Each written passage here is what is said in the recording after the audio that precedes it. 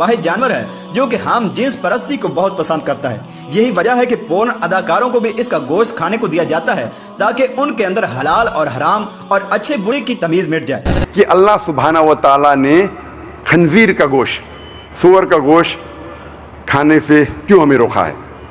आज की साइंस ये कहती है कि खंजीर खाने से, सूअर का गोश्त खाने से तकरीबन 70 से ज़्यादा बीमारी आपको हो सकती है। मिसाल के तौर पे pin worm, round worm, hook worm, कई वर्म्स है जो आपको हो सकते हैं सूअर के गोश्त खाने से। और सबसे खतरनाक जो हेलमिंथ है, जो बीमारी है, वो टीनिया सोलियम, जिसे आम लोग कहते हैं टेप वर्म। और ये टेप वर्म जो है काफ़ी लंबा होता है, 20 से 30 फीट और मात्रा में रहता है।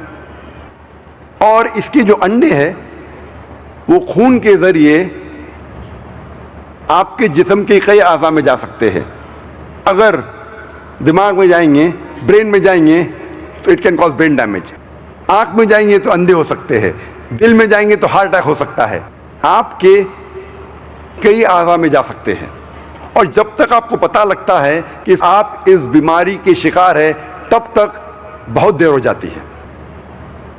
आज की साइंस ये कहती है कि सूअर का गोश्त खाने से अक्सर ये फैट बिल्डिंग मटेरियल है, इससे आप में चर्बी ज्यादा होती है और चांसेस है कि आपको आर्थरोस्क्लेरोसिस हो सकता है, हाइपरटेंशन और हार्ट अटैक भी। इसीलिए आप जब अमेरिकन स्टैटिस्टिक देखेंगे तो 50% से ज्यादा लोग को हाइपरटेंशन है, टेंशन की बीमारी है, खून में हाइपरटेंशन। और इसकी अहम वजह है कि अक्सर अमेरिकन सूअर का गोश्त खाते हैं। साइंस आज ये कहती है कि सूअर ऐसा जानवर है, और हम भी जानते हैं, अक्सर जिधर भी गिलाजत है सूअर को आप उधर ही पाएंगे जहां गिलाजत है। मिसाल के तौर पे हम जब गांव जाते हैं, जिस तरीके से मॉडर्न सिटीज में टॉयलेट है, बैतुल खला है, उस तरीके से तो गांव में तो नहीं है। और जब लोग गांव में ओपन ग्राउंड में अपनी हाजत पूरे करने जाते हैं, आप अक्सर देखेंगे कि सूअर उसके बाद आता है और उसे साफ करता है। और कुछ लोग ये कहते हैं कि ये थर्ड वर्ल्ड कंट्रीज में हो सकता है कि सूअर गंदे जगह में रहता है, लेकिन जो एडवांस कंट्री है, जो कंट्री तरक्की कर चुकी है, मिसाल के तौर पर ऑस्ट्रेलिया, वहां तो सूअर की अच्छी देखभाल होती है। आप जब ऑस्ट्रेलिया में भी जाएंगे जहां सूअर की देखभाल होती है, उसे कहते हैं स्टाई, उधर भी आप देखेंगे सूअर अपना खुद जब गिलाजत करता है वो खुद खाता है। उधर भी आप 24 घंटे आदमी रखते हैं क्या देखने के लिए कब गिलाजत करता, कब उठाएंगे आप, वो खुद की गिलाजत खाता है। उफी नफ्सी, बाय नेचर सूअर गलीज जानवर है। और साइंस आज ये कहती है कि सूअर सबसे ज्यादा बेशर्म जानवर है। वो एक वाहिद जानवर है जो अपने दोस्तों को बुलाता है अपने बीवी के साथ जिना करने के लिए और देख के खुश होता है। वो एक वाहिद जानवर है। और आज की साइंस कहती है कि जो आप खाते हैं उसका असर आपके बिहेवियर पे होता है, आपके बर्ताव पे होता है। और आज आप अक्सर वेस्टर्न कंट्रीज जाएंगे तो अक्सर होती है डांस पार्टीज, और डांस पार्टीज के बाद होता है swapping of wives. Swapping of wives मतलब आप मेरे एहलिया के साथ सो और मैं आपके एहलिया के साथ सोऊंगा। 14वां आम सवाल जो गैर मुसलमानों को इस्लाम के मुतालिक है वो ये है, ये इस्लाम में शराब की ममानियत क्यों है, शराब इस्लाम में हराम क्यों है। कुरान मजीद में साफ लिखा है, सूरह मायदा में सूरह नंबर 5 आयत नंबर 90 में, या अय्युहल्लज़ीना आमनू इन्नमल खम्रु वल मैसरू वल अंज़ाबु वल अज़लामु रिज्सुम मिन अमली शैतान फज्तनिबू लअल्लकुम तुफ़्लिहून। कुरान मजीद में अल्लाह ताला फरमाते हैं सूरह मायदा में सूरह नंबर 5 आयत नंबर 90 में, या अय्युहल्लज़ीना आमनू, ए मोमिनो, इन्नमल खम्रु वल मैसरू, बेशक खमर, नशे वाली चीज, और जुआ खेलना, वल अनजाब वल अज़लाम, पासे फेंकना और बुत परस्ती करना, रिश्तुमन मिली शैतान, ये शैतान के हथकंडे है, शैतान के हथियार है। फज्तनिबू लकुम तुफ्लिहून, आप इससे बचो ताकि आप फला पा सको। कुरान मजीद में खमर, नशे वाली चीज़ें मुसलमान को लेना हराम है। ये पैगाम बाइबल में भी कहा गया है। जब आप बाइबल पढ़ेंगे, book of Proverbs chapter number 20 verse number 1 में, wine is a mocker, whoever has it is deceived, जो शराब है वो अक्सर बहकाती है और जो कोई इसे पीता है वो बहक जाता है। बाइबल में लिखा है बुक ऑफ एफिसियंस में चैप्टर नंबर 5 वर्स नंबर 18 में, be not drunk with wine, आप शराब मत पियो। ना ही इस्लाम और ईसाइयत में शराब पीना हराम है, हिंदुइज्म में भी शराब पीना हराम है।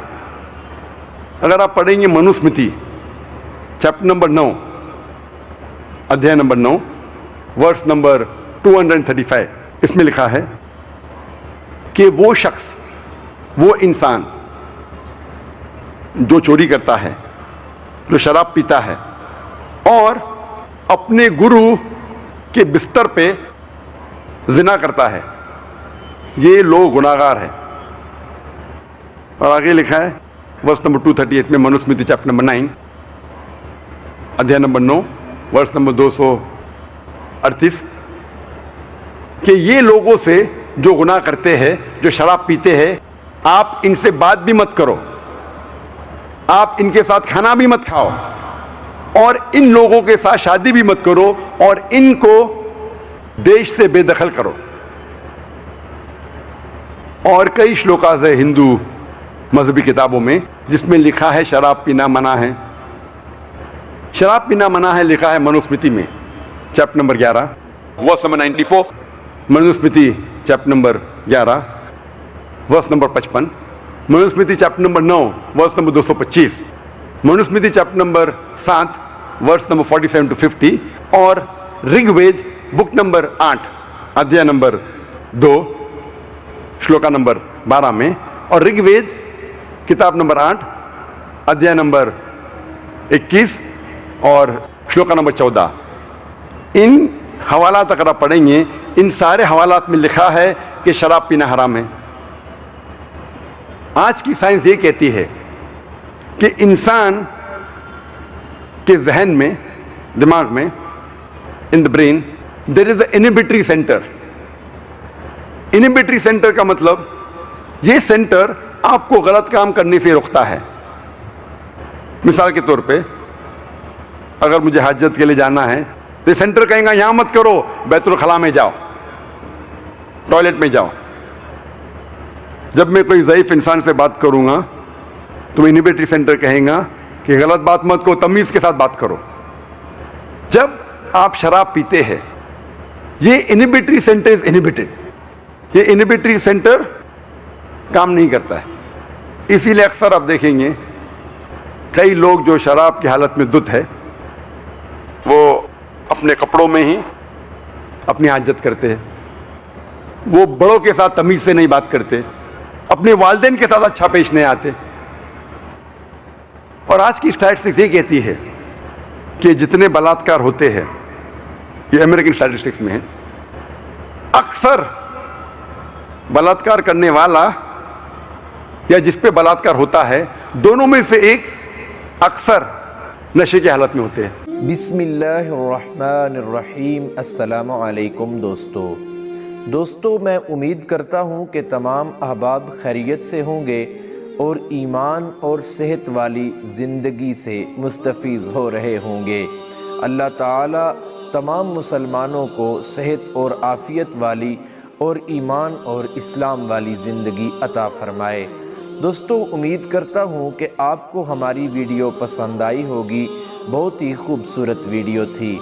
मैं कोशिश करूँगा कि ऐसी ही खूबसूरत वीडियोज़ लेकर आपके लिए हाज़िर होता रहूँ। ऐसी ही खूबसूरत वीडियोज़ के लिए और ये पैगाम आगे लोगों तक पहुँचाने के लिए हमारे चैनल को सब्सक्राइब करें और हमारी हर वीडियो को शेयर कर दिया करें ताकि ये पैगाम हर मुसलमान को पहुँच सके। तो उम्मीद करता हूँ आपको हमारी वीडियो पसंद आई होगी। आपसे दोबारा एक नई वीडियो के साथ मुलाकात होगी। तब तक के लिए अल्लाह हाफिज़, अल्लाह निगहबान, अस्सलामु अलैकुम।